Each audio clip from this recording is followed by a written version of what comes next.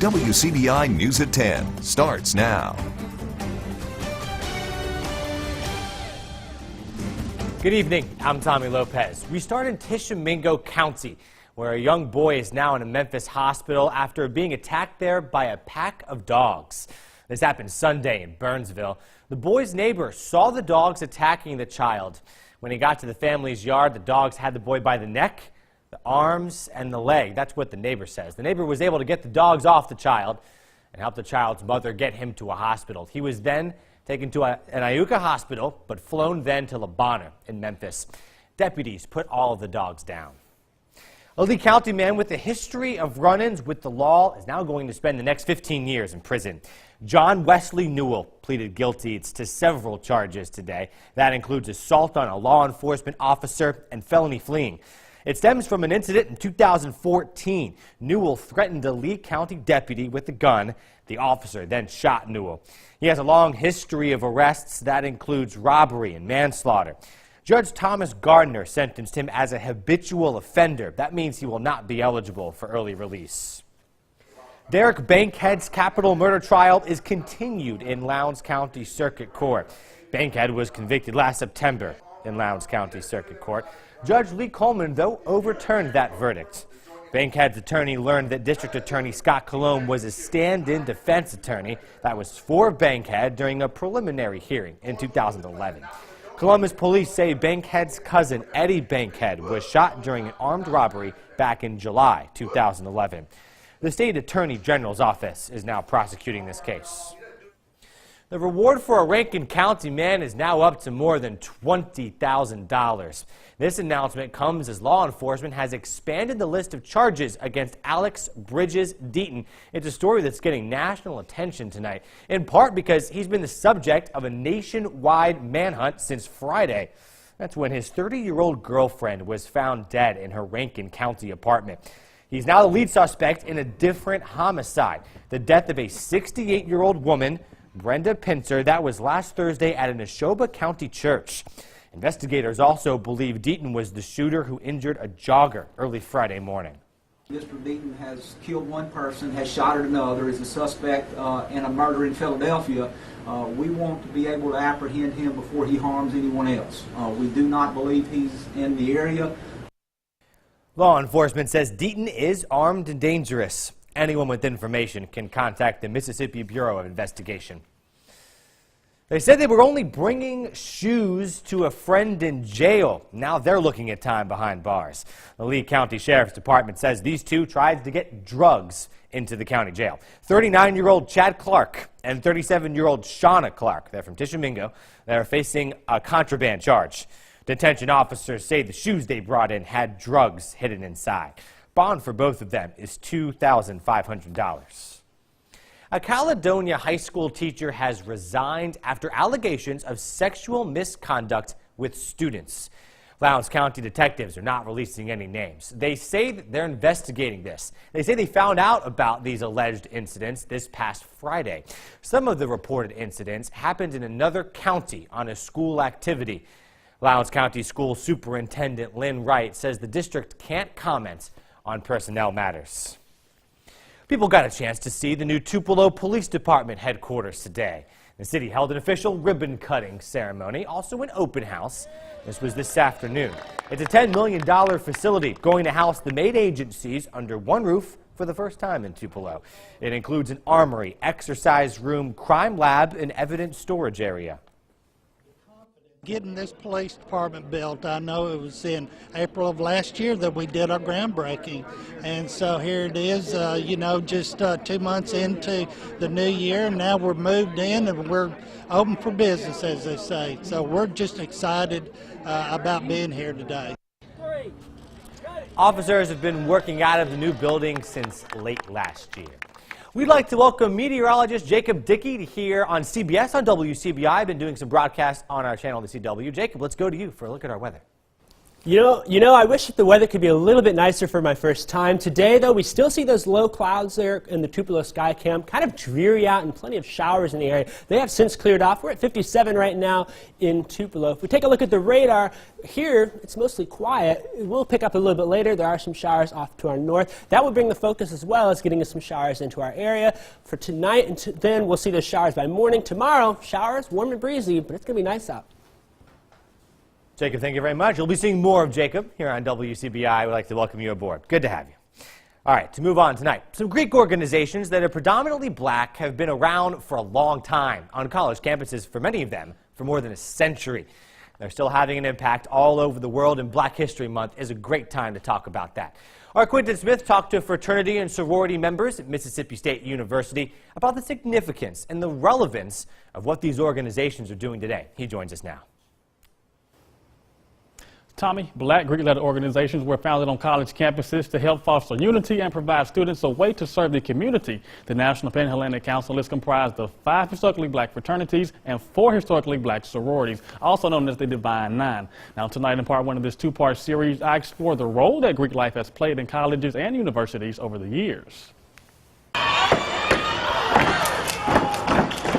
You may see them stepping and strolling around campus or on a stage, but there's more to Greek life than the fancy footwork. I think people think it's more so having fun and just, you know, strolling and stepping, but that's really like 10% of what we do. We actually do more community service events than we do anything. African-American Greek life has been a cornerstone on college campuses since the early 1900s. The Collegiate Greek Life is a group of college students who pretty much share the same values as far as, you know, scholarship, service, leadership, who want to make a difference on the campus of their university. 8 of the predominantly black organizations are active on Mississippi State's campus. Members say Greek life has a significant impact on the university, like encouraging student involvement and also helping students stay focused on academic success. I feel like MPHC is really needed at schools like Mississippi State because minorities need something that they can look up to, and they need to be able to see those figures of leadership that are actually doing something at the university and in the community, and being able to identify that with themselves and identify the letters with the people. Greek life here at Mississippi State plays a big role as far as getting out to the community. We like to do Habitat for Humanity, volunteer at the Boys and Girls Club, show the people that we're not just here to step, stroll, or whatever they might think, but we give back. These students say membership has other privileges too. It's a great way to network and make professional connections, and beyond that, the bonds of brotherhood and sisterhood that begin on campus can last a lifetime. It's a family, yeah. They're really my sisters. I feel like it definitely leaves its mark on schools, the community, everywhere. Now, involvement in the black Greek-led organizations doesn't end at graduation. Coming up in our second part of our series tomorrow night, I'll talk with men and women who are still actively involved in their respective organizations, helping to make a difference in their communities 20-plus years after college. As you head to the bus stop tomorrow, you want to grab a jacket, maybe that umbrella. Could be some showers in the area by morning, but by lunch recess and into the afternoon, we'll clear out. We'll get into the upper 70s too. That's going to feel really nice. After the full forecast, once we get there, we'll talk about how this warm weather could bring the threat for some severe storms. We'll have the full forecast coming up next. First Alert Weather Forecast with meteorologist Jacob Dickey. Today we started off a bit dreary outside, but we can see on our Alpha Insurance Skycam here in Tupelo, it actually cleared up a little bit this evening, and we've stayed dry for the most part there. We do still have those low clouds that are hanging out and throughout the rest of this evening into the overnight hours. If we look at our radar here, we can see that the showers have moved off to the east. There is some activity up to our north. We don't anticipate that getting into our area until later tomorrow morning. Now, with all the rain that came through, we can tell where that came, and that's where those cooler temperatures are here. We're in the mid-50s all across the Twin States, and that's that rain cool air that's hanging out there. But check out this warm air down to the south here. They're in the 70s and upper 60s still. This warm air is going to move north tonight and into tomorrow, and that's really going to give us a warmer Tuesday here, but it also will bring a chance for some Wednesday storms. Some could be severe, but we're going to end this week quiet and have some nice weather into the weekend. We just got to get through that storm chance here in a bit. Forecast highs for tomorrow across the area, upper 70s and low 80s across the Twin States. It's going to feel nice out. It will be a bit cloudy, though. If you're heading down to Fat Tuesday in New Orleans there, 82 degrees. It'll be partly cloudy down there, so great weather for that. Here as well, we expect the afternoon to stay dry, but we got that chance of storms because of this cold front that's going to slide through. Notice how through Tuesday afternoon into the evening, this cold front approaches. We still stay warm Tuesday night into Wednesday morning. This front's going to approach about Wednesday at 7 a.m. or so, and once it comes through, it's going to bring the chance for severe weather. There is an enhanced risk of severe weather for Little Rock up into central Illinois. For tomorrow, on Wednesday morning, that's going to come into our areas. Columbus and Huntsville down to Jackson at slight risk. We think the main threats are going to be for high winds. We could see some gusts above 60 miles an hour, but the threats for tornadoes, large hail, and flash flooding is there, so you want to stay with us, especially on Wednesday morning, and stay up to date with that. We're going to time that out here for you. This is starting tonight. Tomorrow morning, we'll get some showers into the area. Then by tomorrow midday or so, we think the showers will clear out into the afternoon. Watch this system that comes in, though, here. We get that there. That system's going to come on through there on Wednesday about 7 a.m. through 11 a.m. This is going to be the time to watch. By Wednesday afternoon, we clear out. Thursday, then the cold front blows on through, and then we get that nice weekend to come in for us on Saturday and Sunday. Look at those temperatures. We just got to get through those storms there. We get some 70s this weekend, so that's going to be quite nice. But again, Wednesday is going to be the day we want to watch, especially Wednesday morning. Yeah, definitely a little warmer than this past weekend. But later this week, those 60s into lows in the mid-30s, that's more typical for this time of year. Yeah, that's about what we expect this time of year, but those 70s will feel quite nice after we've had a bit cool for the past couple days. All right, Jacob, thank you very much. Tom has more on Dan Mullen coming up later on in sports. Some news out of Mississippi State. We have some contract details coming up. Stay with us. You're watching WCDI News at 10 with Tommy Lopez. So our Health Talk with Baptist segment tonight. February is Heart Month, and tonight Baptist is talking about what you can expect after a heart attack or other cardiac event.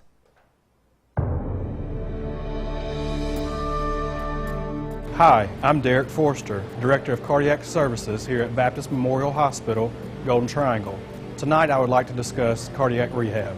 Cardiac rehab is a medically supervised program for people who have suffered a cardiac event. The program includes individualized and personalized treatment plan designed to improve your cardiovascular health. Your individualized treatment plan includes instruction on physical activity, nutrition, stress management, and other health-related areas in a controlled environment.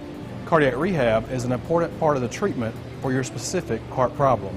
If you have one of the following diagnoses, you may be eligible to participate: heart attack, chest pain, coronary artery angioplasty or stents, open heart surgery such as coronary bypass or valve surgery, heart failure, heart transplant. The cardiac rehab team consists of physicians, nurses, exercise specialists, nutritionists, and other healthcare professionals to ensure the best treatment for each individual patient. Cardiac rehab is usually provided in an outpatient clinic or hospital rehab center where you will learn to exercise safely and increase your physical activity. Baptist Golden Triangle offers Phase 1, 2, and 3 certified cardiac rehab programs to help you in your recovery from a cardiac event. Tonight we have addressed the definition of cardiac rehab. Join us next time for Health Talk with Baptist when we discuss what a cardiac rehab program has to offer. Mail your topic suggestions to healthtalk@wcbi.com. Health Talk has been brought to you by Baptist Memorial Hospital, Golden Triangle. State title dreams become closer to reality for South Lamar. Let's see if the Stallions can lock up a spot in Alabama's title game next in sports.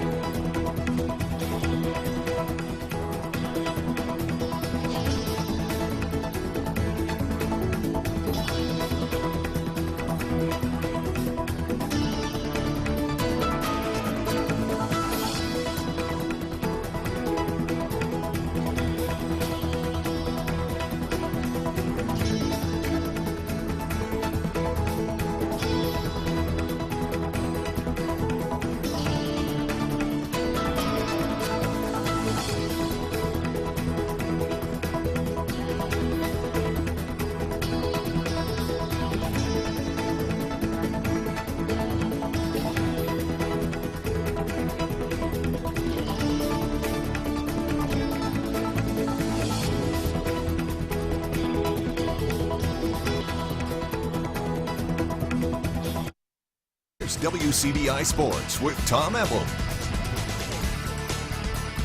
The fight for basketball state titles begin Wednesday for the Magnolia State, but the Yellowhammer State is close to crowning some champions. The Alabama 1A boys semifinal action in Birmingham. South Lamar coming off its buzzer beater to Pickens County, facing Cornerstone.